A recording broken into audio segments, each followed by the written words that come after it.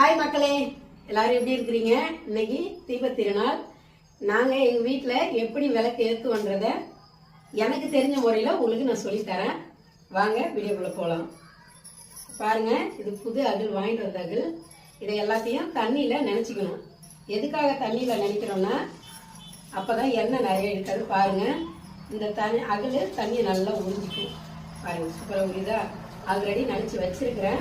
இது உங்களுக்காக நினைச்சு காமிக்கிறேன். நினைச்ச அகல இதுல விளக்கேற்றும் போது மஞ்சள் குங்குமம் எல்லாம் வச்சு இந்த மாதிரி வீட்டுல இருக்கிற அட்டை, எந்த அட்டையா இருந்தாலும் பரவாயில்ல, அட்டையை கட் பண்ணி அந்த அட்டை மேல இந்த அகல வச்சு தீபம் ஏத்தனோம்னா இந்த அகல்ல இருக்கிற எண்ணெய் இந்த அட்டையில தான் இறங்கும் வழி கீழே தரையில இறங்காது, எறும்பு ஏறாது, தரையும் அந்த இடம் வேஸ்ட் ஆகாது, அழகா இருக்கும். இந்த டிப்ஸ் பிடிச்சிருக்கும்னு நினைக்கிறேன். பிடிச்சிருந்தா ஃபாலோ பண்ணுங்க, சேனலை சப்ஸ்கிரைப் பண்ணுங்க. நெக்ஸ்ட் வீடியோவில் பார்க்கலாம்.